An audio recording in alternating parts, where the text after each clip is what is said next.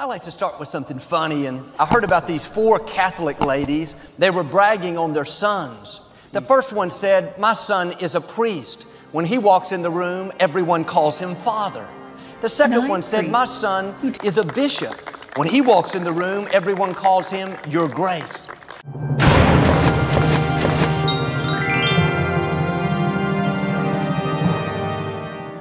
The third one said, "My son is a cardinal. When he walks in, everyone calls him Your Eminence." The fourth lady said, "My son is 6'3", has broad shoulders, is incredibly handsome, and dresses impeccably well. When he walks in the room, all the ladies say, 'Oh my God.'" I want to talk to you today about a fresh new attitude. Studies show that your attitude can have a greater impact on your success than your IQ. You can be extremely talented, have incredible potential, but if you don't have the right attitude, it will keep you from rising higher. And we spend all kinds of time and money making sure the outside looks good. Eating right, working out, wearing the latest fashion, and that's all fine. But too often, we're not spending any time on the inside. Nice clothes won't cover up a bad attitude. A pretty face, perfect makeup won't hide being bitter on the inside. In high school, this new girl moved into town, and she was very beautiful, very attractive, and I was shy, never had the nerve to talk to her. But our senior year, we had a class together. The seating was assigned. It just so happened I was sitting right next to her. I thought I had died and gone to heaven. And the first time I sat by her, I turned, just being friendly, and said hello, nothing more.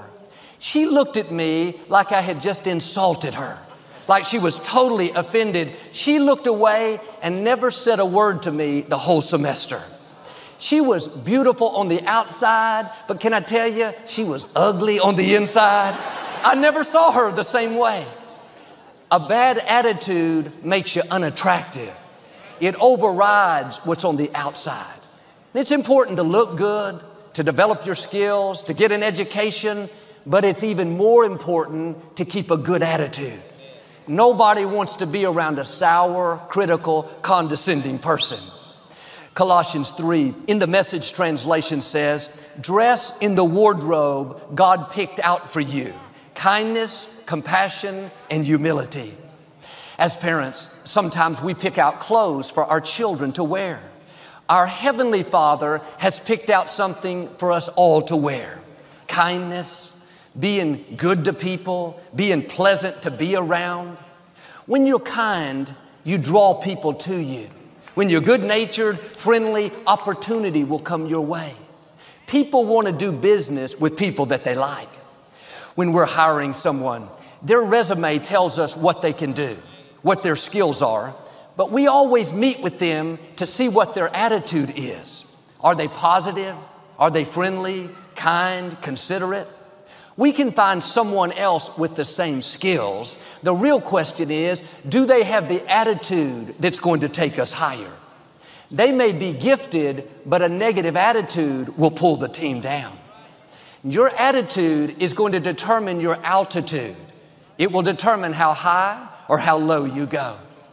"Well, Joel, I've always been kind of negative, critical, condescending. That's just who I am." No, that's who you're choosing to be. That's not who you are. That may be how you were raised. That's what you saw growing up, but that's not how you have to stay. Try being kind, friendly, good-natured. You'll not only enjoy life more, but you'll go further. On an airplane, there's an instrument called an attitude indicator. It shows how level the plane is on the horizon. If the pilot wants to ascend, he tilts the plane nose high. If he wants to descend, he tilts it nose down. It's the same principle in life. If you have a nose high attitude, if you're positive, you see the best, you're kind to people, you have a smile, because you're nose high, you're going to continue to rise higher.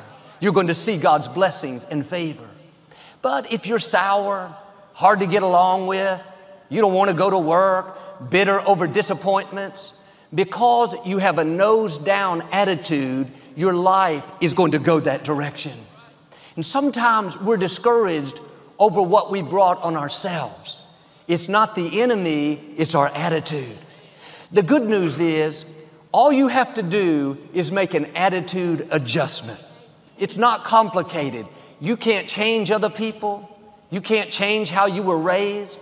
A lot in life we can't control. But one thing we can all control is our attitude. Am I going to live this day negative, sour, seeing the wrong, chip on my shoulder? Or am I going to live it in faith, positive, hopeful, seeing the best, being good to people? This is a choice that we have to make every day. If you're going to have a good attitude, you have to do it on purpose, because there will be all kinds of negative things that try to creep in.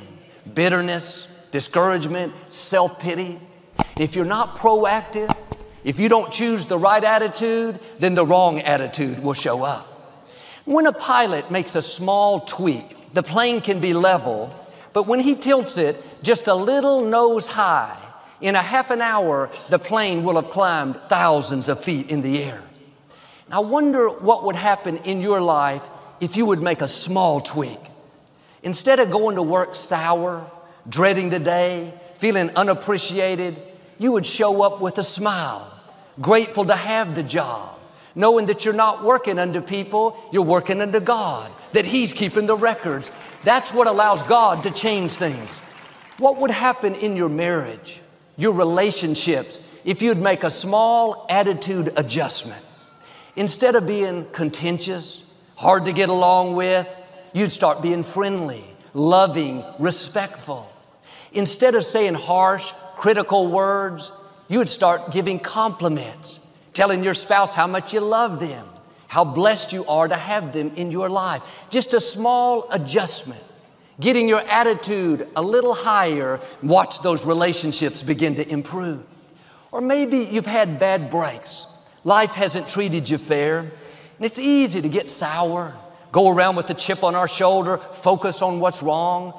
That's a nose down attitude. You're choosing the direction you're going to go. Why don't you tilt it a little nose high? Yes, it was unfair, but I know God is my vindicator. I know God is fighting my battles. God promised to pay me back double for the unfair things that have happened. You keep that up and you'll see God make up for